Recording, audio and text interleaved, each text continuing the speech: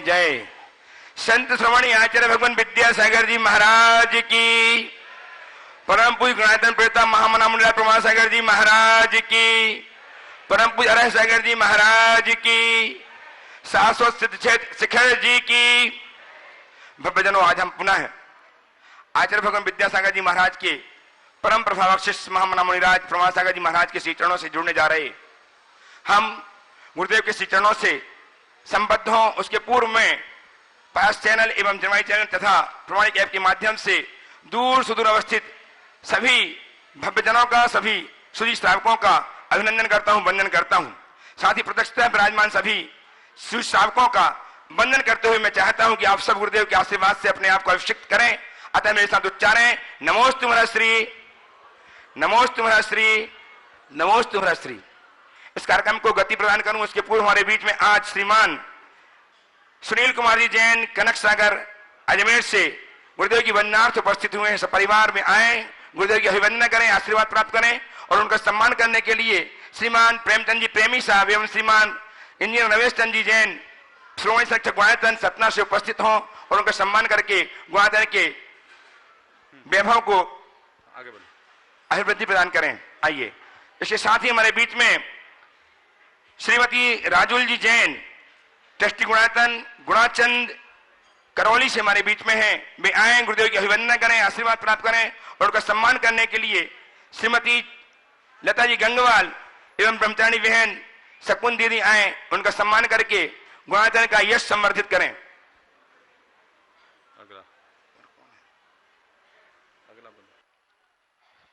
श्रीमान गौरी शंकर जी कोलकाता एवं श्रीमान कैलाश चंद जी कोलकाता से गुरुदेव की वंदनार्थ उपस्थित हुए हैं। उनसे निवेदन आए, गुरुदेव की अभिवंदना करें, आशीर्वाद प्राप्त करें।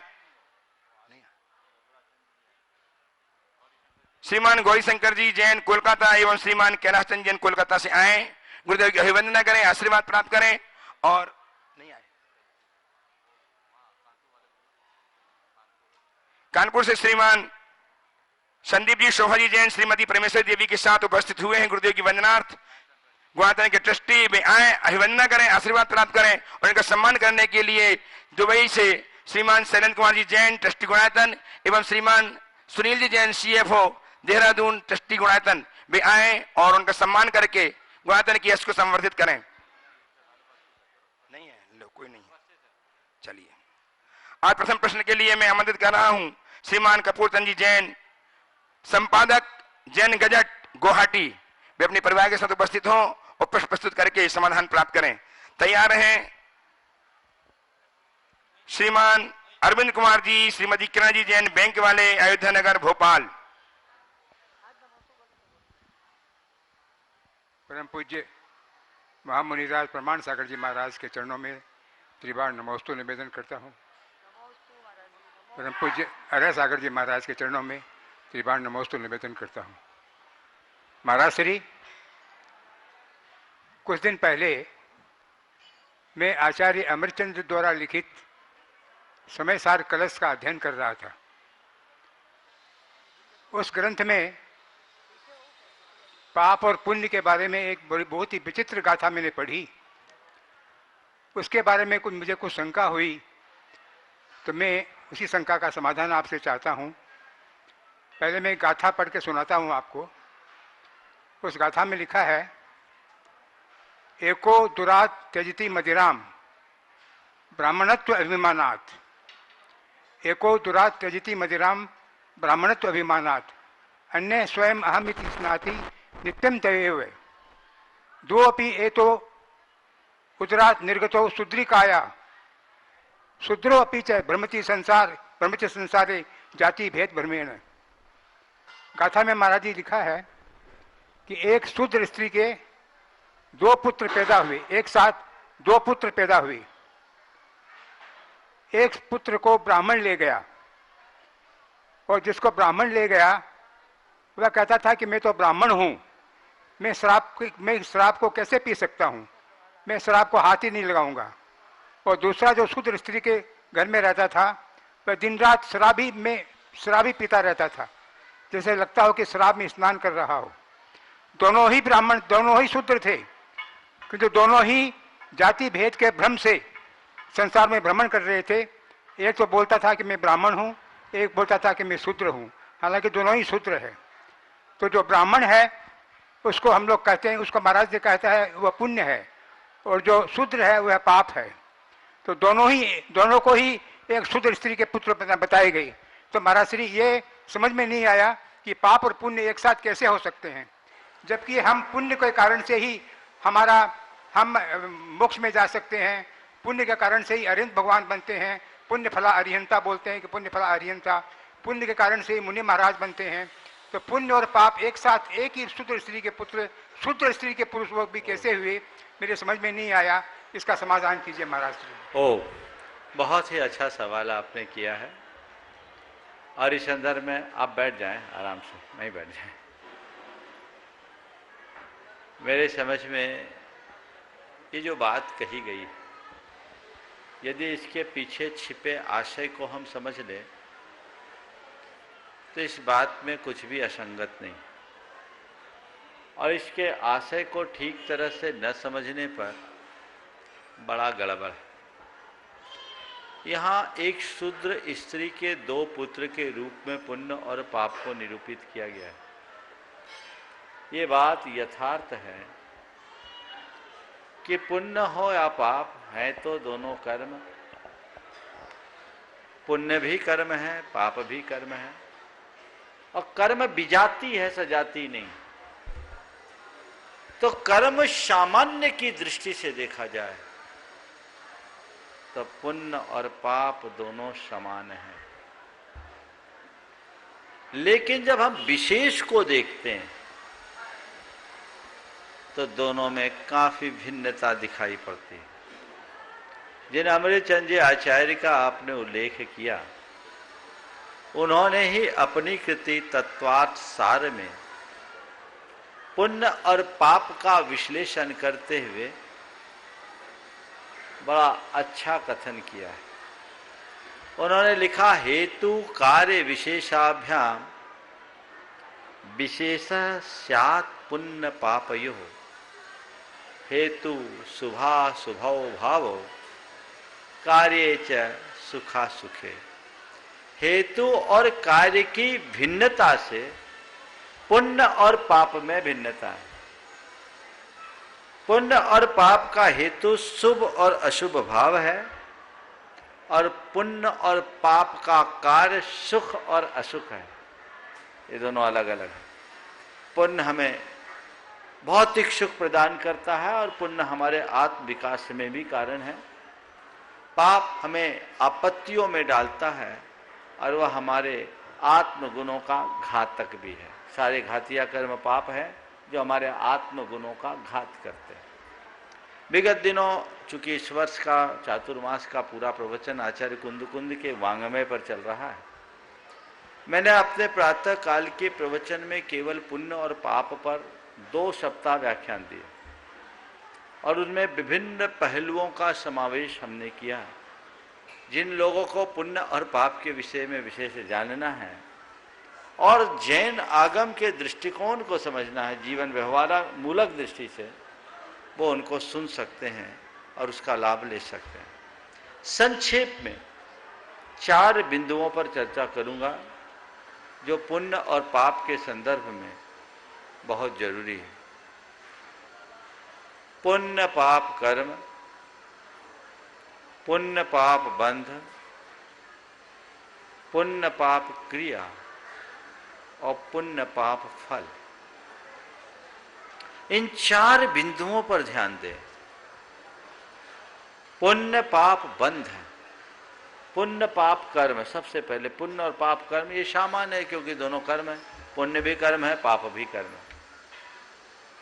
पुण्य पाप बंध का जहां तक सवाल है, तो पुण्य विशुद्धि से बनता है और पाप संक्लेश से।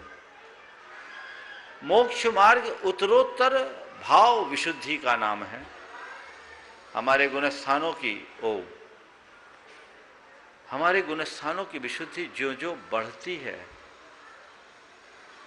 त्यों त्यों हमारे पुण्य की वृद्धि होती है, पुण्य का बंध होता ही है। क्योंकि विशुद्धि है इसी का नाम। साता अधिक शुभ कर्मों के बंध योग परिणाम को विशुद्धि कहते हैं। हम न चाहें तो भी पुण्य बंधेगा ही बंधेगा। कोई ये कहे कि मुझे पुण्य नहीं बांधना,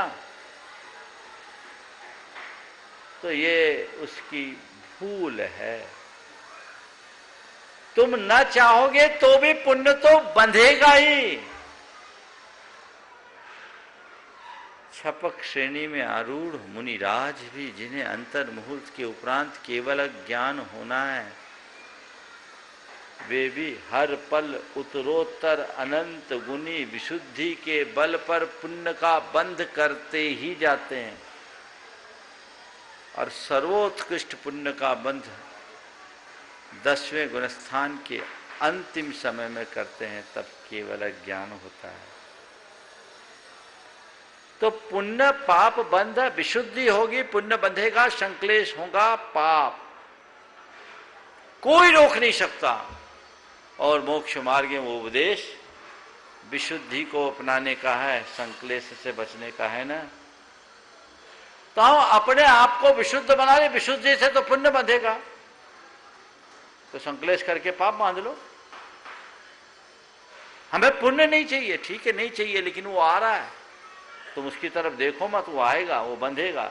तुम्हारे चाहने न चाहने से कुछ नहीं होगा, पुण्य बंधेगा तो बंधेगा। समझ गए? अब पुण्य पाप क्रिया, पुण्य पाप कर्म दोनों समान है। पुण्य बंध से बचने में हमारा कोई पुरुषार्थ नहीं। अगर हम कोई पुरुषार्थ करते हैं तो पाप बंध के भागी होंगे, इसलिए पुण्य के बंध से मत डरना। पुण्य तुम्हारे लिए कहीं नुकसान पहुंचाएगा ही नहीं। एक सिद्धांत की बात इसमें और बोलता हूं। आगम में धवला में एक प्रसंग आया कि अयोग केवली के जीवन में पुण्य का सर्वोत्कृष्ट अनुभाग बंध क्यों? साता वेदनी का कहा, रे जब उन्होंने मोहनी कर्म का क्षय कर दिया, बाद में समुद्घात कर दिया, सब कर्मों की स्थिति को गला दिया, तो थोड़ा पुण्य को भी गला देते। तो क्या उत्तर दिया? बड़ा मनोवैज्ञानिक उत्तर दिया। उन्होंने कहा, सम्मा दिट्ठी पसत्थ कम्मान अनुभागम न हनदी, कि सम्यक दृष्टि जीव पुण्य कर्मों का घात नहीं करता। क्यों नहीं करता? तो उसका उत्तर बड़ा समझने लायक है। उन्होंने कहा कि पुण्य का घात करने के लिए संक्लेश चाहिए। क्या चाहिए? अब पुण्य का घात करने के लिए संक्लेश चाहिए। जब संक्लेश करोगे तो पुण्य का घात होगा, तो इधर पुण्य का घात होगा, पाप का बंध होगा। ऐसा कौन सम्यक दृष्टि चाहेगा कि पुण्य का घात करने के लिए पाप का बंध करे? नहीं। इसलिए आखिरी समय तक पुण्य हमारे साथ जुड़ा रहता। बंध जहां तक होता होता सत्ता में भी पड़ा रहता, उसे हाथ नहीं लगाया जाता। वो तो जली हुई रस्सी के समान अपने आप चला जाता है। पाप को काटना पड़ता है, पुण्य अपने आप चला जाता है। हाँ, निर्जरा पाप की होगी, पुण्य का अनुभागघात होगा ही नहीं। होगा तो संक्लेश करना पड़ेगा और संसार बढ़ेगा। अब तीसरी बात, चौथी बात, पुण्य पाप फल, पुण्य पाप क्रिया। तीसरी बात, पुण्य और पाप की क्रिया को कभी समान मत मानना। आप लोगों के लिए जो नीचे की भूमिका में हैं, उनके लिए पुण्य की क्रिया धर्म स्वरूप है और पाप की क्रिया अधर्म रूप है। वे पुण्य की क्रिया करे, पाप की क्रिया से बचे। आपका ये धर्म है। जो लोग कहते पुण्य और पाप की क्रिया समान है, वो भयानक भूल में। पुण्य तुम्हारे लिए उपादेय है, पाप हे है। पानी नल का भी है और नाली का भी है। पानी दोनों में है। कौन सा पानी पीने लायक है, कौन सा पानी छोड़ने लायक है, बोलो? हाँ, अरे पुण्य पाप समान, पी लो नाली का पानी। बोलो, पीने को तैयार हो? एक बार मैं स्वाध्याय कर रहा था, एक महानुभाव आए, महाराज क्या स्वाध्याय चल रहा? मैंने कहा समय साहब। महाराज से कौन सा अधिकार चल रहा? मैंने संयोग से पुण्य पापाधिकार था। हमने कहा पुण्य पापाधिकार। उन्होंने कहा महाराज जी पुण्य और पाप में क्या अंतर है? पुण्य और पाप में क्या अंतर है? मैंने कहा पहला अंतर तो यही है कि एक में 2.5 अक्षर है, दूसरे में 2 अक्षर है। पुण्य पाप में क्या अंतर है? एक में 2.5 अक्षर है, दूसरे में 2 अक्षर। नहीं महाराज निश्चय से। तो मैंने कहा निश्चय से पूछो तो निगोदिया जी और सिद्ध परमात्मा में कोई अंतर नहीं है, पर कल से निगोदिया की मूर्ति मत पूजने लगना। जो जिसके लायक है उसको वैसे ही देखना। निचली भूमिका में पुण्य और पाप की क्रिया अलग अलग है, लेकिन जो पाप से मुक्त हो गया उसके लिए पुण्य भी एक प्रवृत्ति है, उसे पुण्य से भी ऊपर उठना है। आत्मा में डूब जाने वाले के लिए पुण्य और पाप की क्रिया समान है, और नीचे की भूमिका में जीने वाले के लिए पाप हे है, पुण्य उपादेय है। ये दृष्टिकोण अपनाओ। अरे पुण्य हे है, पुण्य हे, सुनने में बड़ा अच्छा लगता है। सोने की बेड़ी भी बेड़ी है। अरे भाई ध्यान रखो, पाँव में जो बेड़ी होती है वो लोहे की होती, सोने की बेड़ी नहीं है, सोने की चेन है। इसको तो समझो। ये सब अन्यथा प्ररूपण है। पुण्य पाप को मुझसे एक ने बोला महाराज जी आप पुण्य पाप को समान मानते हैं? बोला मैं मानता हूं। बड़ा आश्चर्य हुआ, आचार्य विद्यासागर का शिष्य आज पुण्य पाप को समान कैसे बोल रहा है? फिर से पूछा, बोला महाराज जी आप पुण्य पाप को समान मानते हैं? मैंने कहा मानता हूं। बोले महाराज कैसे? थोड़ा चेहरे में मुस्कुराहट आ गई, जैसे मैं उसके पक्ष का हो गया। महाराज आप पुण्य पाप को समान मानते हो? बोले मानता हूं। बोले कैसे? मैंने कहा मैं पुण्य और पाप के फल को समान मानता हूं। किसको समान मानो? पुण्य और पाप के फल को समान मानो। जैसे पाप की प्रवृत्ति को त्यागा जाता है, वैसे ही पुण्य के फल को भी त्यागना चाहिए, तभी मोक्ष मार्ग बनेगा। पुण्य के फल को भोगोगे तो और पाप के भागी बनोगे। तो समान मानना है। तुम्हारा कोई तिलक करे और तुम्हें कोई गाली दे, दोनों को सम्मानो, ये है हमारा धर्म। कोई तुम्हारा सत्कार करे, कोई तुम्हें दुत्कारे, दोनों में समता रखो, ये है धर्म। चाहे अमीरी हो या गरीबी, दोनों में समभाव रखो, ये है धर्म। जैसे पाप के फल को त्यागते हो, पाप की क्रिया को त्यागते हो, वैसे ही पुण्य के फल का भी परित्याग करो, यह है तुम्हारा धर्म। तो पुण्य और पाप के संदर्भ में अगर ये दृष्टिकोण अपना के रखें तो कहीं किसी प्रकार की भ्रांति नहीं होगी। मैं समझता हूँ पंडित जी के निमित्त से संक्षेप में आज आप सब लोगों को इस विषय में काफी कुछ क्लियर हो गया होगा। आपका कंसेप्ट क्लियर हो गया ना? तो थोड़ा जोरदार तो ठोको। उपस्थित हो श्रीमान अरविंद कुमार जी जैन, श्रीमती किरण जी के साथ बैंक वाले अयोध्यानगर भोपाल।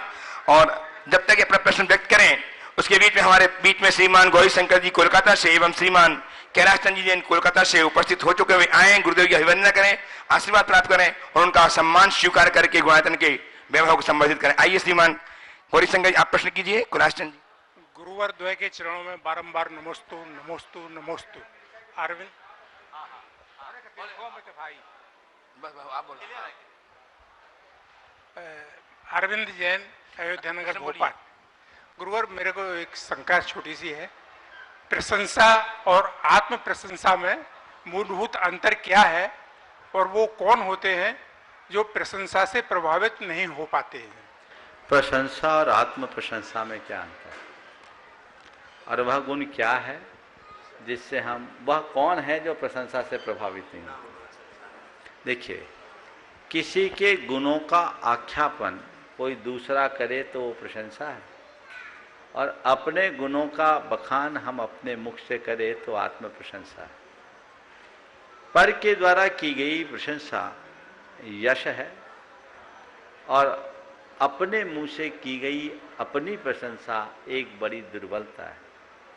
आत्मख्यापन की वृत्ति से मनुष्य को बचना चाहिए। यदि मेरे कोई दूसरे प्रशंसा करते हैं तो वो मेरा गुण है, और मुझे अपनी बड़ाई खुद अपने मुंह से करनी पड़ती है तो ये मेरा दोष है। ऐसा कौन है जो आत्म प्रशंसा से, प्रशंसा से, पर की प्रशंसा तो करना चाहिए हमेशा।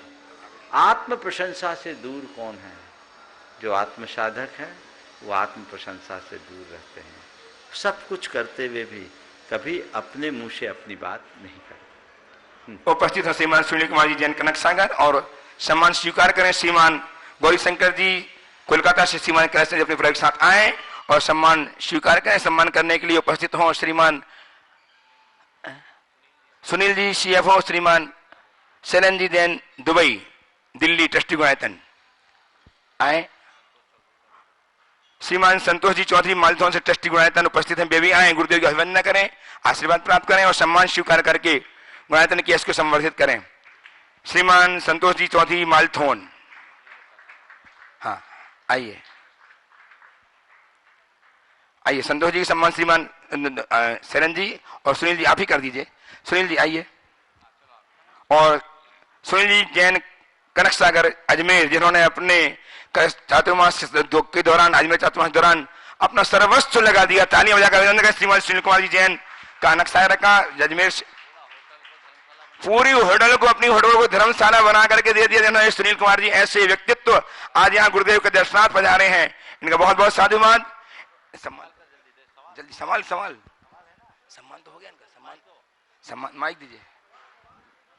सम्मान हो गया ना इनका, सम्मान। आइए साथ में जाइए। और तैयार रहेंगे नमी जैन, नमी गंगवाल गया बिहार से। जी, मेरा और मेरे परिवार की ओर से आपके चरणों में नमन। मेरा आपसे सवाल है कि मेरे जीवन का मकसद क्या है और मैं कैसे इसे पता करूं? देखिए, ये सवाल तो खुद से पूछना चाहिए, दूसरे से।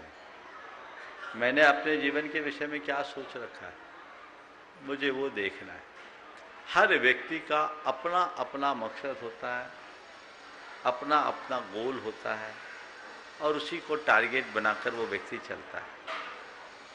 आप मुझसे पूछो कि व्यक्ति के जीवन का मकसद क्या होना चाहिए, तो मैं तो ये कहूँगा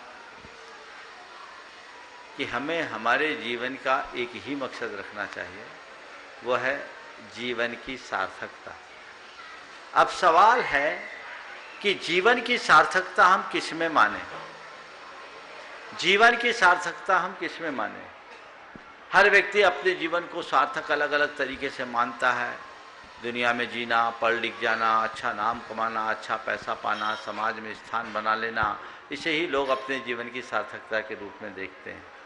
पर मेरे देखे ये शायद भूल है, ये हमारे जीवन की उपलब्धि नहीं है। जीवन को पाकर जीवन मूल्यों को आत्मसात करना, अपने जीवन के दोषों और दुर्बलताओं को दूर कर जीवन को निखार लेना ही मेरी दृष्टि में जीवन की सार्थकता है, जो धर्म पथ पर, संयम के मार्ग पर चल करके ही संभव। उपस्थित नमी जैन और तैयार हैं डॉक्टर श्रीमान अनिल जी, सरिता जी, अमरपटन से ट्रस्टी गुणायतन। नमोस्तु महाराष्ट्री। महाराष्ट्री, एक आध दिन पहले मेरे छोटे भाई के दोस्त लोग आए थे जो कि नॉन वेजिटेरियन थे। तो मम्मी ने उन्हें डिस्पोजल प्लेट में खाना खिलाया। तो मैंने मम्मी से पूछा कि मम्मी ऐसा भेदभाव क्यों, अलग क्यों? तो मम्मी ने कहा क्योंकि वो नॉन वेजिटेरियन है। पर महाराष्ट्री, मेरा ये प्रश्न है कि कोई वेजिटेरियन होटल में भी नॉन वेजिटेरियन लोग भी तो खाना खाने आते हैं, तो हम लोग भी तो उनके साथ खाना खाते हैं, तो क्या इसमें दोष है? क्या बाहर खाना भी अनुचित है वेज होटल में? देखो, मैं तुमसे पूछता हूँ, ये वेज और नॉन वेज की बात तो जाने दो। अगर मुझसे पूछो तो होटलों में जहाँ खाना बनता है एक बार झांक के आ जाओ। तो शायद खाने की इच्छा नहीं होगी। समझ गए? शुद्धता और अशुद्धता का हमें ध्यान रखना चाहिए। हमें व्यक्ति से भेदभाव नहीं करना चाहिए, पर अपने खान पान की शुद्धि का ख्याल पूरा रखना चाहिए। मैं एक सलाह जरूर दूंगा, लोग एक दूसरे से मित्रता निभाएं, पर खाने पीने के मामले में अपने उसूल पर दिल रहे। कई बार कई लोग बड़े उदार होते हैं, हम वेजिटेरियन हैं, तुम नॉन वेज खाते हो, तुमको जो खाना है तुम खाओ, हमें जो खाना हम खाएंगे। ये उचित नहीं, क्योंकि उसे देख देख कर हमारी ग्लानि खत्म होगी, हमारी संवेदना नष्ट होगी, वो हमारे लिए अच्छा नहीं। तो हमें अपने संस्कारों को सुरक्षित रखना चाहिए।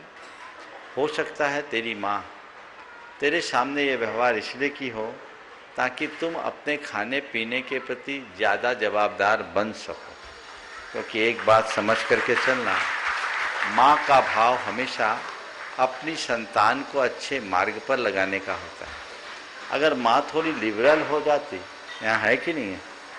हाँ, वो लिबरल होकर कह सकती थी ये सब चलता है, तो तेरे दिमाग में ये बात नहीं बैठती कि हमें अपने खाने पीने की लिमिटेशंस क्या रखना है। समझ गए? तो ये अच्छी चीज़ है, ये होना चाहिए। ये भेदभाव की दृष्टि से नहीं, छुआछूत की दृष्टि से नहीं, अपने धर्म और संवेदना को सुरक्षित रखने की भावना से ये कार्य करने में कोई हानि नहीं। आइए श्रीमान अनिल जी, सरिता जी जैन हमारे पटना से ट्रस्टी गुणायतन, और तैयार हैं इंजीनियर रमेश जी जैन श्रीमती मुनि जी के संग सतना से श्रोमणी संरक्षक गुणायतन। हमारे पाटन जैन समाज की ओर से महाराज जी को सादर नमोस्तु। महाराज हमारा प्रश्न है, तीर्थंकर महावीर के समोसरण में महारीच का जीव उनका उपदेश सुनकर भी भटकता रहा, पर सिंह की पर्याय में दो वक्ता एवं एक श्रोता होकर उनके उपदेश को अपना उसने कल्याण कर लिया। यह कैसे हुआ है? इसी को बोलते हैं उपादान। जिस समय वो मारीच था, अहंकार में अकला था, भगवान ऋषभ देव की वाणी का भी असर नहीं पड़ा। लेकिन जब शेर की पर्याय में था, श्रद्धा से भरा था, अमित गुण अमितंजय नाम के दो साधारण मुनि राजों की वाणी का असाधारण असर पड़ गया। तो मैं आप सबसे कहता हूँ, सुनते सब हैं, असर केवल उस पर पड़ता है जो श्रद्धा से भरता है। सुनते सब हैं, असर केवल उस पर पड़ता है जो श्रद्धा से भरता है। इसलिए अपने जीवन में कुछ बदलाव लाना है तो सुनने के लिए मत सुनो, श्रद्धा से भर करके सुनो, श्रद्धा से भर करके सुनो। 2 दिन पहले मैंने कहा था सुबह के प्रवचन में, आप प्रवचन मत सुनो, महाराज को सुनो। प्रवचन मत सुनो, महाराज को सुनो, मतलब आशय इतना ही था। प्रवचन को तो आप एक क्रिया मान करके सुनते हो, महाराज का काम है प्रवचन देना, हमारा काम सुनना। 1 घंटे का कार्यक्रम हुआ, आनंद लिए, चल दिए, जिंदगी हो गई ऐसे प्रवचन सुनते सुनते। ये मत सुनो। क्या करो? महाराज को सुनो, मतलब जो महाराज कह रहे उसे सुनो, अपने अंदर समझने की कोशिश करो, उतारने की कोशिश करो। जिस दिन आप प्रवचन की जगह महाराज को सुनना शुरू कर दोगे, उसी दिन आपके भीतर बदलाव आ जाएगा। तो महाराज को महाराज के रूप में नहीं, सदगुरु के रूप में देखो, और उनके वचनों को अपने लिए हितकारी उपदेश के रूप में देखो, उनका एक मार्गदर्शन मान करके देखो। जीवन में आमूल चूल परिवर्तन घटित होगा। आइए श्रीमान इंजीनियर रमेश जी जैन श्रीमती मुनि जी के साथ श्रोमणी संरक्षक गुणायतन सतना से तैयार हैं सुश्री दिशा जैन बमिठा से, प्रत्वस्थली ललितपुर की छात्रा। बोलो। हेलो। मुनिद्वय के चरणों में विनय पूर्वक त्रिवार नमोस्तु। एक ब्लाइंड परिवार, उनको बोलो। मुनिश्री, हम जानते हैं नेत्रहीन परिवार कि अगर हम स्वाद को छोड़ देंगे तो तन स्वस्थ रहेगा, विवाद को छोड़ देंगे तो मन स्वस्थ रहेगा। ये तन और मन को स्वस्थ करने का मंत्र तो महाराज श्री हम जानते हैं, मगर महाराज श्री ये मंत्र सिद्ध कैसे हो, इसका मंत्र नहीं जानते, कृपया मार्गदर्शन दें। बहुत सुंदर। स्वाद को छोड़ दें तो तन स्वस्थ होगा, और विवाद को छोड़ दें तो मन स्वस्थ होगा, और स्वार्थ को छोड़ दें तो चेतन स्वस्थ होगा। जोड़ दें। आपने पूछा है इस मंत्र की सिद्धि का उपाय क्या है ना? स्वाद को, विवाद को और स्वार्थ को छोड़ने का मंत्र अगर सिद्ध करना है तो ज़्यादा कुछ नहीं करना है, बस जीवन के यथार्थ को साधने का प्रयत्न करना है। जीवन का यथार्थ क्या है? जिसने जन्म लिया उसे एक दिन जाना है, ना हम कुछ लेकर आए हैं ना हम कुछ लेकर जाएंगे। जैसा हम करेंगे वैसा भरेंगे, ये हमारे जीवन का यथार्थ है। इस यथार्थ को जो पहचान लेता है उसके हृदय में स्वार्थ नहीं होता। स्वार्थ न होने से वो परमार्थ से जुड़ा रहता है, तो विवाद नहीं होता, और जो परमार्थी होता है उसके हृदय में फिर स्वाद का भाव ही नहीं होता, क्योंकि उसे भीतर का आस्वाद लग जाता है। तो अंदर का आस्वाद जो पा लिया उसने अपने जीवन में सब कुछ घटित कर लिया। नमस्ते। उपस्थित हों सुश्री दिशा जैन, बमीठा प्रथास्थली ललितपुर की छात्रा। तैयार हैं ग्वालियर से Shri Bhagchand ji, Dinesh ji, Dinesh Manju, Suresh Jain, Sanju, Pavan Jain, Manju, Shri Anil ji, Sunil ji, senior manager bank, Shashank, Ayush, Tanishka, Shreyansh Jain, ये तैयार रहेंगे। नमस्ते गुरुवर, मेरा प्रश्न यह है कि कुछ लोग बोलते हैं कि बेटा से अच्छा बेटी होती है जो माँ बाप की सेवा करती है, चिंता करती है, पर वही बेटी ससुराल में जाकर सास ससुर के साथ वैसा व्यवहार नहीं करती, बुरा व्यवहार करती है। तो एक ऐसी बेटी कैसे बने जिससे दोनों कुलों का नाम रोशन हो सके? बहुत अच्छा भाव है उसका। ऐसी बेटी कैसे बने जिससे दोनों कुलों का नाम रोशन करे। कन्या को उभय कुल विवर्धिनी कहा, उसे देहरी के दीपक की भांति जाना गया, जो घर के भीतर भी और घर के बाहर भी उजाला करती। तुमने पूछा है ऐसा हम क्या करें कि दोनों कुलों में हम वही रोशनी फैलाएं। इसके लिए सबसे पहली ज़रूरत बच्ची की माँ बाप को समझने की है। उसे ऐसे संस्कार दे कि वो यहाँ रहे तो संयम और साधना के साथ जिए, और ससुराल में जाए तो उसको सिद्ध करते हुए सहनशीलता और उदारता का परिचय दे। अपने माँ बाप के घर रहते हुए जो संस्कार हमारे जीवन में पुष्ट किए जाते हैं, यदि उन्हीं संस्कारों को हम अपने पर घर में जा कर के उतार लेते हैं तो सब जगह बड़ा परिवर्तन होता है। बेटियों को ऐसा संस्कार दे कि वो अपने ससुराल में जाने के बाद ऐसा गौरव प्रदान करे कि लोग कहे हमारे घर में बहू नहीं, घर की लक्ष्मी आई है। ऐसा भाव वो तुम्हारे व्यवहार से होगा, वो तुम्हारे आचरण से होगा, वो तुम्हारे भीतर विनम्रता हो, तुम्हारे भीतर संस्कारिता हो, कर्तव्य निष्ठा हो, सेवा का भाव हो, तो ये सब चीज़ें अपने आप आती हैं। और संस्कार का भाव हो, कर्तव्य निष्ठा ना हो, सेवा भाव ना हो, विनम्रता ना हो, तो कोई किसी को पसंद नहीं करता। तो हमें एक मानसिकता बनानी चाहिए। जिस दिन विवाह के बंधन में बंध गए, अब हम पर घर में आ गए, तो यस अब यही मेरा घर है, ये सोच होनी चाहिए। लेकिन ये मेरा तेरा तो बना ही रहता है। आजकल का तो सिस्टम ही अलग हो गया कि पति पत्नी का भी आजकल अकाउंट अलग ही रहता है, और अकाउंट ही अलग नहीं होता, सब कुछ अलग हो जाता है।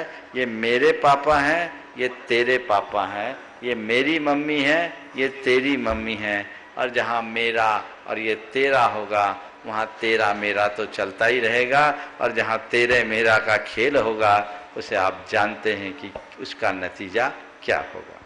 आइए श्रीमान पवन जी जैन, भागचंद जी जैन भिंड, लाड़ोई परिवार भिंड से, और तैयार हैं। नमोस्तु महाराज जी, नमोस्तु महाराज जी। गुरुदेव के चरणों में समस्त परिवारजनों की ओर से नमोस्तु नमोस्तु नमोस्तु महाराज। महाराज जी, मैं आपके प्रवचनों को, अमृत वाणी को काफी समय से सुन रहा हूं, प्राप्त को पर्याप्त समझा और मेरी जो श्रद्धा और निष्ठा थी वो आज यहां सार्थक हुई। आपके प्रत्यक्ष रूप से मैं प्रवचन सुनने का जो पुण्य मिला, मुझे सौभाग्य मिला, इससे मैं स्वयं को तथा समस्त परिवारजन स्वयं को गौरवान्वित महसूस कर रहा है। आपके प्रवचनों में धर्म चर्चा के साथ साथ एक आप काउंसलर की भी भूमिका है, एक साइकोलॉजिस्ट की भी भूमिका है, और मैं समझता हूं कि यदि आपके शब्दों में जो अर्थ निहित है, अगर उसे आत्मसात करके अपने जीवन में प्रभावशाली ढंग से लागू किया जाए तो वस्तुतः हर घर में पति पत्नी के बीच दाम्पत्य जीवन सुखद हो सकेगा, पारिवारिक जीवन सुखद हो सकेगा, सामाजिक जीवन स्वस्थ हो सकेगा, और ये सभी स्वस्थ हो सकेंगे तो हम अपने आप को पूर्ण रूप से स्वस्थ कह सकेंगे, क्योंकि स्वस्थ की परिभाषा में सामाजिक रूप से और मानसिक रूप से स्वस्थ होना भी स्वस्थ कहलाता है। नमस्तु महाराज जी, मेरा इसी संदर्भ में एक प्रश्न है। ज्ञान भिन्न कुछ क्रिया दूर हो, इच्छा क्यों कर पूरी हो मन की। ज्ञान भिन्न कुछ क्रिया दूर हो, इच्छा क्यों कर हो पूरी मन की। एक दूसरे से मिल न सके, यह विडंबना है जीवन की। मैं वाइस प्रिंसिपल के रूप में काम कर रहा हूं। मैंने देखा है कि जो हमने एमए, पीएचडी या अन्य डिग्रियों से अर्जित ज्ञान व्यवहारिक क्षेत्र में शून्य देखता हूं। क्या स्थिति विशेष में हम पूर्ण रूप से भाव विभोर होकर के सात्विकता के करीब होते हैं, बाद में व्यवहारिक क्षेत्र में शून्य? ऐसा महाराज जी क्यों, और इसे कैसे दूर किया जाए जिससे कि हम अर्जित जो ज्ञान है उसका शतशः नहीं तो 80 या 90% अपने व्यवहारिक क्षेत्र में लागू कर सकें, जिससे कि न केवल व्यक्ति का बल्कि समस्त प्राणी का जीवन सुखद हो सके। देखिए, ज्ञान को व्यवहारिक जीवन में कैसे उतारा जाए, ये आपके सवाल का सार है। पहले तो मैं इस पूरे परिवार को आशीर्वाद देता हूँ।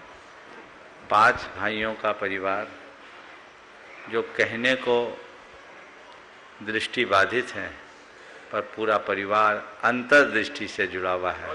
मैं आशीर्वाद देता हूँ किसी अंतर्दृष्टि से जुड़कर अपने जीवन के यथार्थ को पहचाने। आपने जो सवाल किया कि प्राप्त ज्ञान को व्यवहारिक जीवन में हम कैसे उतारें, बस मैं इसके लिए एक ही बात कहूँगा, ज्ञान तब तक कोरा ज्ञान बना रहता है जब तक उस पर श्रद्धा या संवेदना नहीं होती। ज्ञान के साथ यदि श्रद्धा और संवेदनशीलता जुड़ जाए तो वो ज्ञान अपने आप बड़ा सरस हो जाता है और हमारे व्यवहार में उतरकर जीवन को लचीला बना देता है।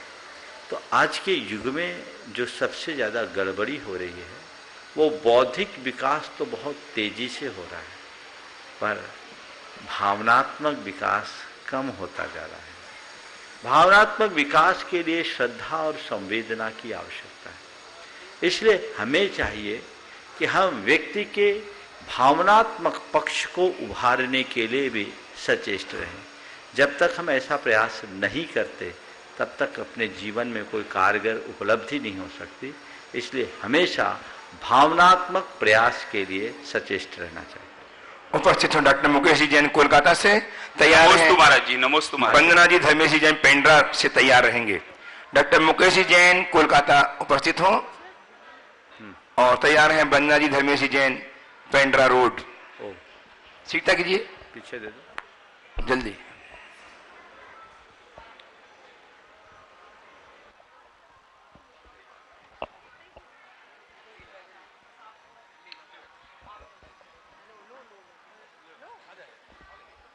ठक्का जी खड़े होइए ना।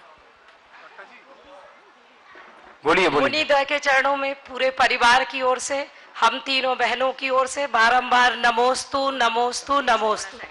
मुनि श्री, हम अपने भावी जीवन में बहुत सपने देखते हैं और उन सपनों को पूरा करते करते कभी तो अपने रूठ जाते हैं और यदि अपनों को प्रसन्न रखने की कोशिश करें तो वो सपने टूट जाते हैं। महाराज जी, इन दोनों परिस्थितियों में तालमेल कैसे बिठाएं? देखो, मैं इस विषय में इतना ही कहूँगा, सपने देखो पर ऐसा नहीं जिससे अपने रूठ जाएं और इतना नहीं कि वो टूट जाए। बस इतनी बात को ध्यान में रखेंगे, सारी बात हो जाएगी। मुनिश्री, आज्ञा हो तो एक प्रश्न पूछूं? अब पूछ ही लिया, पूछो। मुनिश्री, हम कल पर्वत पर चढ़े, पर्वत पर अन्न जल का त्याग करके चढ़े थे कि पर्वत पर जल की बूंद भी नहीं लेना, और पर्वत पर धूप थी मुनिश्री। उसके बाद भी हम लोगों ने वंदना बहुत अच्छे से की, भावों से की। आपका नाम लेते लेते पूरी वंदना करते चले गए महाराज जी, वंदना बहुत अच्छे से हो गई। तो हम लोगों को कौन से पुण्य का आश्रय हुआ महाराज जी? विपरीत परिस्थिति में की जाने वाली वंदना में डबल निर्जरा हो। डॉक्टर मुकेश जैन कोलकाता से उपस्थित हो और तैयार हैं विवेक जी जैन ग्वालियर से। विवेक जी ग्वालियर से तैयार रहेंगे। नमोस्तु महाराज जी, चरणों में बारंबार नमोस्तु। जैसा कि प्रोफेशन ही है डॉक्टर, तो कई बार ऐसी दुविधा की स्थिति होती है कि कर्म और धर्म दोनों में से किसे प्राथमिकता दे, ये समझना बड़ा मुश्किल होता है। दोनों ही आवश्यक होते हैं, तो इसके लिए एक मार्गदर्शन चाहिए। देखिए, एज ए डॉक्टर आपने सवाल किया है तो मैं आपसे ही आपको ही केंद्र बनाकर इसका उत्तर देना चाहूँगा। कर्म और धर्म में तालमेल बनाने का जहाँ तक सवाल है, उस संदर्भ में मैं सबसे पहले तो ये कहूँगा कि व्यक्ति को अपने कर्म को भी अपना धर्म मानकर चलना चाहिए। और आप जैसे प्रोफेशनल लोगों के लिए पहली सलाह तो ये है कि कुकर्म से बचे रहना ही मेरा धर्म है, ये धारणा बना लेनी चाहिए। मैं कर्म करूं पर कुकर्म से बचे रहूं, मेरे जीवन में कोई कुकर्म न हो सके, ये धारा अपने अंदर में बना के रखें।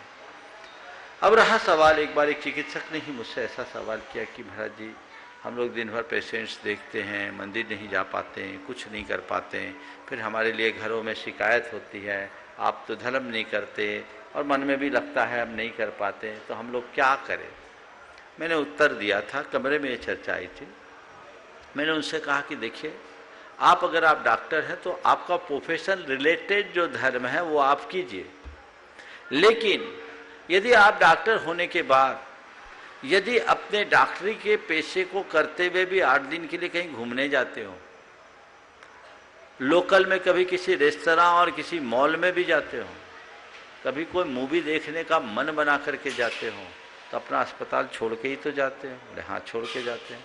तो हमने कहा जब घूमने फिरने का तुम समय निकाल सकते हो, रेस्तरां में और मॉल में जाने के लिए समय निकाल सकते हो, तो थोड़ा सा मंदिर जाने के लिए भी समय निकाल लो। हानि क्या है, उसी में एडजस्ट करना। हाँ, अगर कोई ऐसा गंभीर केस है कि तुम मंदिर के लिए निकल रहे हो और कोई गंभीर केस आ गया तो उसको भी भगवान की पूजा मान करके, भगवान की सेवा मान करके कर लो, तुम्हारे लिए कोई हानि नहीं। लेकिन ऐसे लोग प्रायः अपने प्रोफेशन का हवाला देते हुए ये तो कहते हैं कि हम बहुत व्यस्त हैं, हम नहीं कर सकते, पर वो ईमानदारी से बताए कि आखिर वो कितने व्यस्त हैं, क्या और काम नहीं करते। अभी तो सारे डॉक्टरों की टूर ही चल रही होगी, अक्टूबर नवंबर में तो उनका यही चलता है, क्योंकि अभी इनका धंधा मंदा होता है, काम कम होता है, हेल्दी सीजन है, सब डॉक्टर जाते हैं इधर उधर घूमने। तो मैं आपसे कहता हूँ, अपने प्रोफेशनल लाइफ के साथ जितना आप अपने पर्सनल लाइफ का और फैमिली लाइफ का ख्याल करते हो, उतना ही ख्याल अपने रिलीजियस और सोशल लाइफ का भी होना चाहिए, तब जीवन धन्य होगा। एकांगी दृष्टिकोण नहीं होना चाहिए, व्यापकता से समझने पर ही सब काम ठीक होंगे। ओम। उपस्थित समान विवेक जी ग्वालियर से, और उसके पश्चात तैयार रहेंगे विकास जी शास्त्री। हेलो, मुनिश्री के चरणों में नमोस्तु। मुनिश्री, मेरा प्रश्न प्रतिस्पर्धा से संबंधित है। आज हर क्षेत्र में प्रतिस्पर्धा बहुत हो रही है।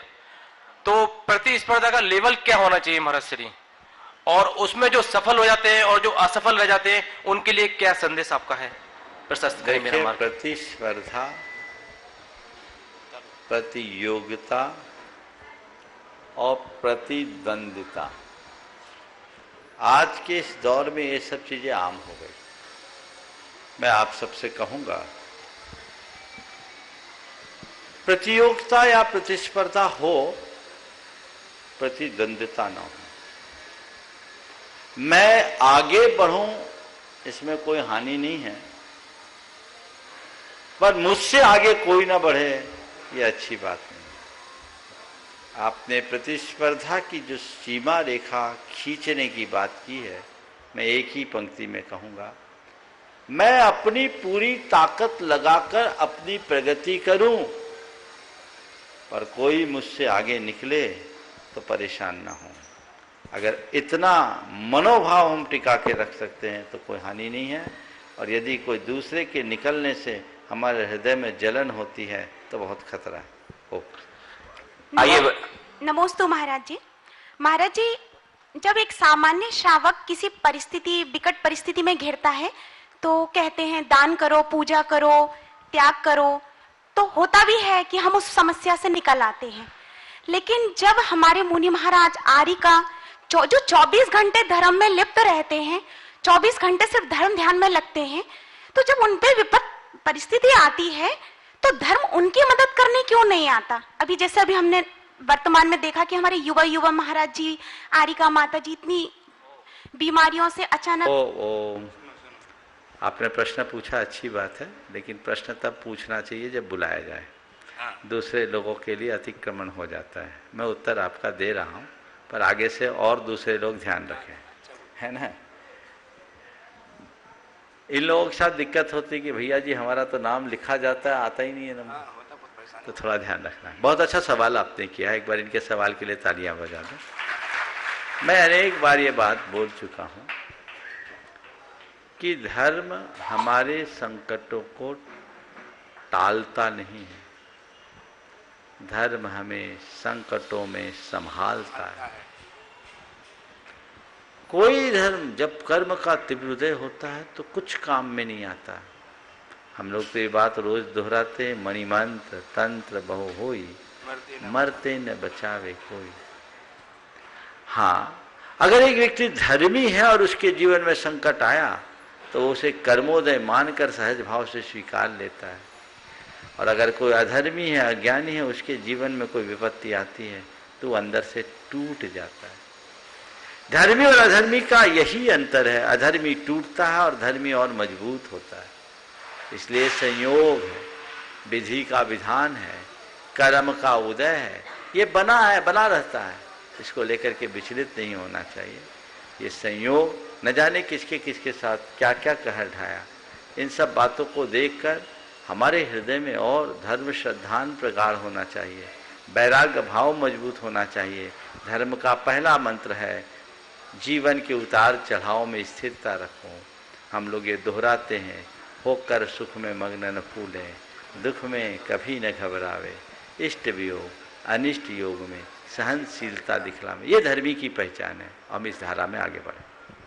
आइए बंधुओं, अब चलते हैं गुणायतन का एक ऐसा अनूठा कीर्तिमान। गुणायतन मात्र एक प्रोजेक्ट नहीं, मात्र ये एक ऐसा कोई प्रोजेक्ट नहीं है जिसके माध्यम से हम देखते हैं कि जो मंदिर है, लेकिन गुणायतन क्या है? पूज्य गुरुदेव की एक ऐसी अद्भुत परिकल्पना जो जन जन का कल्याण करने वाली है। निश्चित ही एक ऐसा अनूठा आयतन गुणायतन जिसके माध्यम से आने वाले न जाने कितने वर्षों तक, युग युगांतर तक जन शासन की पताका लहराएगी। मैं सीधे सीधे आज जिन लोगों ने गुणायतन से जुड़ने का एक अनूठा सौभाग्य प्राप्त किया, उनके मैं नामों की उद्घोषणा कर रहा हूं। निर्माण निधि सदस्य के रूप में हुबली धारवाड़ से श्री भरत कुमार अनंतराम मुठ्ठीगी, इंदौर से श्री प्रेमचंद बाकलीवाल, श्री पदमचंद जी बाकलीवाल, महेंद्र बी बाकलीवाल सब परिवार, विदिशा से इंजीनियर कुमारी रोशनी जैन, श्री सुनील कुमार जैन, गुवाहाटी से स्वर्गीय गुणमाला जैन की स्मृति में श्री प्रवीण कुमार सतीश कुमार झांझरी, कोल्हापुर से प्रांजल मिठारी, संजय मिठारी और गंज बासौदा से श्रीमती इंदिरा जैन, श्री सुहागमल जैन सा परिवार को जोरदार करतल ध्वनि से अभिनंदन कीजिए, स्वागत कीजिए। साथ ही जिन्होंने निर्माण मित्र की सदस्यता प्राप्त की है, ऐसे श्रावक श्रेष्ठी के सम्मान के लिए बुलाना चाहूंगा श्रीमान अरविंद्र जी, श्रीमती किरण जी जैन, बैंक वाले, अयोध्या नगर भोपाल से हमारे बीच उपस्थित हैं। जोरदार करतल ध्वनि से अभिनंदन कीजिए। और उनके सम्मान के लिए बुलाना चाहूंगा श्री सुभाष जी जैन, सीईओ गुणायतन, और श्री प्रेमचंद जी प्रेमी साहब, श्रोमणी संरक्षक गुणायतन के, वो आए और ऐसे श्रावक श्रेष्ठी का सम्मान करें। साथ ही निर्माण मित्र के रूप में जिन्होंने जुड़ने का सौभाग्य प्राप्त किया है, ऐसे श्रावक श्रेष्ठी कटक से श्रीमती पुष्पा जैन, श्री विनय जैन जी, वो भी शायद हमारे बीच उपस्थित है प्रत्यक्ष रूप से। उनके सम्मान के लिए श्रीमती, अभी रुक जाइए, अभी आपके लिए गुणायतन की परिकल्पना जो हम 3 मिनट के माध्यम से स्क्रीन में देखेंगे कि क्या है गुणायतन, आखिर क्या है गुणायतन की वो अद्भुत सोच जिसके माध्यम से जन जन का गुणात्मक परिवर्तन होगा। थीम पार्क के हम 3 मिनट की वो परिकल्पना देखेंगे। श्रीमती पुष्पा जैन, श्री विनय जैन कटक से, इनके सम्मान के लिए लता जी गंगवाल, गुणायतन मंत्री, और साथ ही शकुन दीदी हमारे बीच उपस्थित हैं, वो भी आए सागर से और इनका सम्मान करेंगे। जोरदार करतल ध्वनि से अभिनंदन कीजिए। दिल्ली से निर्माण मित्र के रूप में जुड़े हैं श्रीमती सुषमा जैन, श्री राकेश कुमार जैन सपरिवार। पुणे से निर्माण सारथी की सदस्यता प्राप्त की है। निर्माण मित्र से निर्माण सारथी श्रीमती जयश्री शीतल पाटिल, अभिनंदन पल्लवी पाटिल पुणे से सपरिवार। एक बार जोरदार करतल ध्वनि से अभिनंदन, वो भी हमारे बीच उपस्थित हैं। आइए निवेदन करूंगा गुरुदेव के चरणों में नमन वंदना करें और उनके सम्मान के लिए मैं बुलाना चाहूंगा इंजीनियर रमेश जी जैन और CFO सुनील कुमार जी। शैलेंद्र जी आ जाएं दुबई से, वो हमारे बीच गुणायतन ट्रस्टी, वो भी सम्मान करेंगे। निर्माण सारथी के रूप में जुड़े हैं श्रीमती स्नेहलता जैन, श्री प्रदीप जैन जबलपुर सपरिवार। सूत्रधार के रूप में जिन्होंने जुड़ने का सौभाग्य प्राप्त किया है, आज ही हमारे बीच में है श्रीमती जयश्री पाटिल, अभिनंदन पल्लवी पाटिल पुणे से, उनका सम्मान कर रहे हैं। जोरदार करतल ध्वनि। सूत्रधार के रूप में जुड़े हैं मित्र से सूत्रधार श्री सुनील कुमार, अनिल कुमार, अजित कुमार जैन खरगोन सपरिवार। एक और निर्माण सारथी में हमारा नाम आया है श्री अभय कुमार जैन, श्रीमती मनराजा पाटनी, विजय जी कुमार, भानु कुमार, अशोक कुमार पाटनी मिस्रौली झालावाड़ से हमारे बीच उपस्थित। जोरदार करतल ध्वनि से अभिनंदन कीजिए। और उनके सम्मान के लिए श्रीमती अमिता जी, अनिल जी जैन दुर्गापुर से श्रोमणी संरक्षक गुणायतन के, वो आए और उनका सम्मान करेंगे शीघ्रता से। और साथ ही निर्माण सारथी के रूप में जुड़े हैं श्रीमती किरण देवी पांड्या, धर्मपत्नी श्री चैन सुख पांड्या तिनसुखिया से हमारे बीच उपस्थित है, वो भी आए और उनका भी हम मान वंदना करना चाहते हैं। पूरा गुणायतन हृदय से स्वागत करता है। और उनके सम्मान के लिए बुलाना चाहूंगा श्री सुनील जी जैन उपस्थित हों जिनके नाम पुकारे जा रहे हैं। और तैयार हैं बाल ब्रह्मचारी तरुण भैया जी अपने प्रश्न के साथ। बाल ब्रह्मचारी भैया तरुण जी, उसके पश्चात तैयार रहेंगे दिलीप कंठाली रामबाग इंदौर, तैयार रहेंगे संयम सोवीर चौधरी गुणायतन ट्रस्टी सागर। तरुण भैया जी अपना प्रश्न प्रस्तुत करें। नमोस्तु मुनि श्रेष्ठ। हे यतिवर, व्यक्ति दुख को दूर करने का प्रयास करता है, दोष को दूर करने का प्रयास नहीं करता, सुख को प्राप्त करने का प्रयास करता है, सद्गुण को प्राप्त करने का प्रयास नहीं करता। दुख दूर होने ही वाला है, सुख मिलने ही वाला है, तो हम ऐसा क्या करें कि दोष दूर कर पाएं और सद्गुणों को प्राप्त कर पाएं? ऐसा कौन सा प्रयास करना है? बहुत अच्छी बात की है। दुख को दूर करने की कोशिश करते हैं, दोषों को नहीं। सुख को प्राप्त करने की कोशिश करते हैं, सद्गुणों को नहीं। दुख तो दूर होने ही वाला है और सुख तो प्राप्त होने ही वाला है। हम दोषों को दूर करके सद्गुणों को कैसे पाएं? इसका एक ही उपाय है। यदि हम अपने जीवन में सच्चे अर्थों में सद्गुणों को प्राप्त करना चाहते हैं तो हमें चाहिए हम अपने आप को पहचानें। जो व्यक्ति अपनी आत्मा के स्वरूप को अच्छे तरीके से पहचान लेता है, उसकी कोशिश हमेशा जड़ को सुधारने की होती है। हम दोष को दूर करेंगे तो दुख अपने आप दूर होगा और सद्गुणों को प्राप्त करेंगे तो सुख अपने आप होगा। दो तरह की संतुष्टि होती है। एक बच्चा रोता है तो कभी माँ उसे अपना दूध पिलाती है, बच्चा पुष्ट हो जाता है, और दूसरी ओर बच्चा रोता है तो उसे केवल निप्पल पकड़ा दिया जाता है, वो उसे चूस चूस के संतुष्ट रहता है। निप्पल लेकर के वो अपने मन को बहलाता है और माँ का दूध पी करके वो अपने तन को पुष्ट करता है, मन को पुष्ट करता है। मैं आप सबसे कहूँगा, दुख को दूर करने का प्रयास करना, निप्पल लेकर मन बहलाना है और दोषों को दूर करने की कोशिश करना, माँ का स्तन पान कर जीवन को समृद्ध बनाना है। अगर हमारे दोष दूर होंगे तो दुख भी दूर होगा, और दोष दूर होंगे तो सद्गुण भी प्रकट होगा। जब सद्गुण प्रकट होंगे तो हमारे लिए सुख की प्राप्ति अपने आप होगी। बिना सद्गुणों के पाया गया सुख अल्पकालिक है। दोषों के निवारण के बाद जब सद्गुणों की अभिव्यक्ति होती है तो हमारे लिए जो सुख मिलता है वो अल्पकालिक होता है। हमें कोई अच्छा कहे, उससे जो सुख मिलता है वो थोड़ी देर का है, लेकिन जब हम अच्छा बनते हैं उससे जो सुख मिलता है वो दीर्घकालिक होता है। तो हमें दोषों को दूर करके सद्गुणों को प्राप्त करने की पूरी कोशिश करनी चाहिए, और दोष दूर करेंगे दुख दूर होगा, सद्गुण प्राप्त करेंगे तो हमारे लिए सुख की प्राप्ति होगी। इस प्रकार आज के इस सत्र को परम पूज्य गुरुदेव के चरणों में नमन अर्पित करते हुए मैं यहीं पर विराम दे रहा हूँ। बोलिए परम पूज्य आचार्य गुरुवर श्री विद्यासागर जी। और अब होगी आचार्य भक्ति, उसके पश्चात 3 मिनट की क्लिप के माध्यम से आप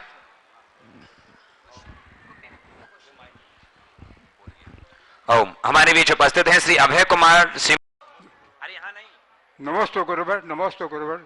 दोनों महाराज के श्री चरणों में बारंबार पाटनी परिवार की तरफ से और मेरी तरफ से बार बार नमोस्तु नमोस्तु नमोस्तु।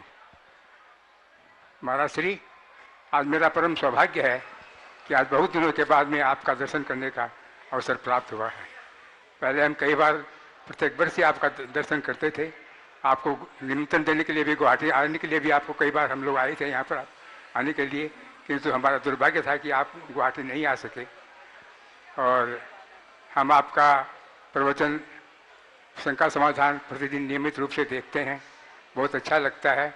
ऐसा लगता है कि आपके जिह्वा में साक्षात सरस्वती विराजमान है, साक्षात सरस्वती विराजमान है, ऐसा लगता है। आप प्रश्न पूछने के पहले ही आप उत्तर दे देते हैं, और कहाँ कहाँ से कौन से ग्रंथ में कौन आचार्य ने कौन सा श्लोक लिखा है उसका भी आप बार बार कोट कर देते हैं, हमको बहुत अच्छा लगता है। महाराज श्री, मेरे मन में एक शंका है। मैं कुछ दिन पहले, मैं करीब 25-30 वर्षों से महाराज श्री मैं गुवाहाटी के बड़े मंदिर में स्वाध्याय कराता हूँ। करीब 25-30 लोग मेरे स्वाध्याय में बैठते हैं। तो एक दिन हम स्वरूप संबोधन का स्वाध्याय कर रहे थे, जो भट्ट अकलंक देव ने लिखी है स्वरूप संबोधन। उसका एक 22 नंबर का श्लोक है जिसमें लिखा है कि जस्य मोक्षे अपि न आकांक्षा, जस्य मोक्षे न पि आकांक्षा स एव मोक्षम अधिगच्छति इति उक्त्वा हितान अन्वेषी लोके मोक्षे अपि न आकांक्षयेत। जिसकी मोक्ष के प्रति भी आकांक्षा नहीं है वही मोक्ष में जाता है। जिसकी मोक्ष के प्रति भी आकांक्षा नहीं है वही मोक्ष में जाता है। इसलिए अपना हित चाहने वाले लोगों को कभी भी मोक्ष के प्रति आकांक्षा नहीं करनी चाहिए। महाराज श्री, मेरी प्रश्न नहीं, ये शंका है कि जब भी कोई मुनि बनता है तब वह इसी आशय से बनता है ना कि मुझे मोक्ष में जाना है। तो मोक्ष में जाना है इसलिए वह मुनि बनता है। तो जो मोक्ष जाना नहीं चाहता उसे ही मोक्ष मिलता है, और जो हम लोगों को कभी किसी भी प्रकार की आकांक्षा नहीं करनी चाहिए। ये शंका का समाधान मेरे बहुत बहुत अच्छा सवाल आपने किया है। आप एक विज्ञ स्वाध्यायी सुश्रुत विद्वान हैं। आपने जो सवाल किया है कि मोक्ष की इच्छा रखते हो तो मोक्ष नहीं मिलेगा, मोक्ष जाना है तो मोक्ष की इच्छा नहीं रखो। मैं आपकी बात को इस तरीके से कहता हूं,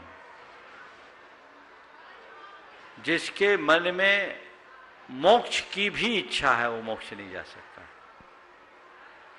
जिसे मोक्ष की इच्छा नहीं है वो भी मोक्ष नहीं जाएगा। मोक्ष कौन जाएगा? जिसके अंदर इच्छा नहीं है वो मोक्ष जाएगा। तो महाराज जो मोक्ष मुनि बनते हैं, अरे मोक्ष की इच्छा नहीं है वो भी मोक्ष नहीं जाएगा। और जिसके अंदर मोक्ष की इच्छा है वो भी मोक्ष नहीं जाएगा। सवाल, मोक्ष कौन जाएगा? जिसके अंदर इच्छा नहीं है वो मोक्ष जाएगा। तो पैसे कैसे होगा? तो जिसके अंदर मोक्ष की इच्छा होती है वो अपने अंतरात्मा का विश्लेषण करता है कि बंधन क्या है, और जब बंधन क्या है तो दिखता है मेरे मन की इच्छा बंधन है। तो मेरे मन की इच्छा बंधन है, मुझे मुक्त होना है तो बंधन को खोलना है, बंधन को खोलना है तो इच्छा मुक्त होना है, तो इच्छा मुक्त होना है तो हर इच्छा से मुक्त होना है, उसमें मोक्ष की भी इच्छा है, इसलिए हमें अनिच्छा में चले जाना है। इसलिए जब तक मनुष्य इच्छा से अनिच्छा में नहीं जाता तब तक मुक्ति नहीं होती। अप्पानम अपना खलु रुंधि दून दो पुण्य पाव जोगेशु अपम अपम मिरो इच्छा विरोध अन्न से, अन्न से इच्छा से विरत हो जाए। मुक्ति चाहिए तो बंधन को पहचानो, बंधन के कारणों को जानो। मैंने बंधन के कारणों को जाना कि मेरे मन की इच्छा मात्र विकल्प है और वो बंधन का कारण है। तो मुझे मुक्ति चाहिए तो मुझे विकल्प छोड़ना है। मोक्ष का विकल्प मांगने से थोड़ी होगा। और एक बात बोलूं, ज्यादा चाहने से मामला गड़बड़ हो जाता है। एक युवक एक लड़की से प्रेम कर लिया, अब प्रेम कर लिया, लड़की ने भी उसकी बात को स्वीकार लिया। अब बार बार वो बोले क्यों, मैं पसंद हूं ना। लड़की हाँ तुम मुझे पसंद हो। थोड़ी देर बाद फिर बोले मैं पसंद हूं ना। हाँ ठीक है पसंद हूं। अब उसको क्या हुआ, बार बार हो, हर आध घंटा एक घंटा मुझे मैं पसंद हूं ना, मैं पसंद हूं ना, मैं पसंद हूं ना। लड़की कही है तो आदमी की पगला। अब की बार जैसे पूछा मैं पसंद हूं ना, बोला मैं तुम जैसे को पसंद ही नहीं करती, जो बार बार कहता पसंद हूं ना, पसंद हूं ना, पसंद हूं ना। तो मोक्ष मिलेगा ना, मोक्ष मिलेगा ना। जब तक ये सोचते रहोगे तो मोक्ष नहीं मिलेगा। मुझे मोक्ष पाना है, मोक्ष पाना है, इसे भी जब तक सोचोगे तो मोक्ष नहीं मिलेगा। मोक्ष कब मिलेगा, जब अपने में डूब जाओगे तो मोक्ष अपने आप मिल जाएगा। बंधन के खुलते ही मुक्ति मिलती है। इसलिए इच्छा मात्र बाधक है, लेकिन इसका एक क्रम है। एक तरफ इच्छा है, एक तरफ अनिच्छा है, और उसमें भी बीच में है शुभेच्छा और अशुभेच्छा, सदिच्छा और असदिच्छा। हम अगर अपने जीवन का विकास करना चाहते हैं तो इच्छा को सदिच्छा में बदलिए, फिर अनिच्छा तक पहुंचिए। तो जिस दिन मेरे मन में मोक्ष का संकल्प होता है वो मेरे मन की शुभेच्छा है। कोई भी मुनि बनता है तो अपने मन की शुभेच्छा पूर्वक मुनि बनता है, और उस शुभेच्छा को हम आगे चल करके अनिच्छा में परिणत करते हैं तब मोक्ष होता है। चलिए ब्रह्मचारी डी राकेश। आदरणीय बाल ब्रह्मचारी डी राकेश भैया जी हमारे बीच में हैं, प्रश्न पूछें। नमोस्तु मुनिश्री। कभी कभी लोग हिंदी की पूजन करते हैं, कभी संस्कृत की पूजन करते हैं, लेकिन लोगों को उन दोनों के अर्थ नहीं मालूम होते हैं। और साधुगण भी कभी कभी आग्रह बस उनसे बोलते हैं कि नहीं पूजन करना चाहिए, पूजन करना चाहिए। बिना पढ़े लिखे लोग भी पूजन करते हैं। तो ऐसी दशा में जब उनको अर्थावबोध नहीं होता है तब उनके भावों में विशुद्धि कथम हो सकती है? बिल्कुल, कृपया समाधान करें। मैं आपसे पूछता हूं, अर्थावबोध का नाम पूजन है या आंतरिक अनुराग का नाम पूजन भक्ति है? अर्थावबोध के बाद ही तो अनुराग होगा उसमें। कोई जरूरी नहीं, कोई जरूरी नहीं। अर्थ का बोध नहीं है। अंजन चोर को कोई अर्थ का बोध नहीं था। भाव बोध होना चाहिए। ये भगवान है। एक छोटा सा बच्चा भगवान के पास जाके एबीसीडी बोलता था। एक युवक ने बोला तू क्या बोल रहा? बोले मैं प्रार्थना कर रहा हूं। बोले तू कौन सी प्रार्थना कर रहा? तू तो अल्फाबेट सुना रहा, एबीसीडी बोल रहा। बोले नहीं, मैं एबीसीडी बोलता हूं। और उसके बाद भगवान से कहता भगवान मुझे आता जाता कुछ नहीं, मैं इतना जानता हूं दुनिया की जितनी भी प्रार्थना बनी इसी अल्फाबेट से बनी है, जितनी भी प्रेयर बनी है इसी अल्फाबेट से बनी है। मेरे पास शब्द नहीं, भाव है। मैंने ए से जेड तक आपको सब सुना दिया। आप अपनी पसंद की प्रार्थना स्वीकार लेना। बुद्धि लगाने से भक्ति नहीं होगी। भक्ति विशुद्ध भावना का प्रवाह है। इसलिए हमारा अर्थ बोध हो या ना हो, भाव बोध होना चाहिए, श्रद्धा होनी चाहिए, लगाव होना चाहिए। बस मैं तो ये कहता हूं, भाव से भरकर एक द्रव्य की थाली को दूसरे द्रव्य में भी रख दोगे ना तो तुम्हारी पूजा हो जाएगी। उस मेढक को क्या ज्ञान था? केवल कमल की पाखुड़ी लेके तो फुदक फुदक के जा रहा था, पहुंच भी नहीं पाया, अमर हो गया। और हम लोग रोज बोलते हैं भेकप प्रमोद मत्ता कुसमें नेकेन राज गहे, या यदर्चा भावे न प्रमुदित मना दरदरी है छना दासित स्वर्गी गुण गुण समृद्धा सुख नदी लभंते सदभक्ता। शिव सुख समाजम की मुतदा महावीर स्वामी नयन पथगामी भवत में। तो इस उक्ति को चरितार्थ करके हम अपने जीवन को आगे बढ़ाएं।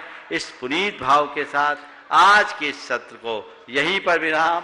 बोलिए परम पूज आचार्य गुरुवर श्री विद्यासागर जी महाराज की।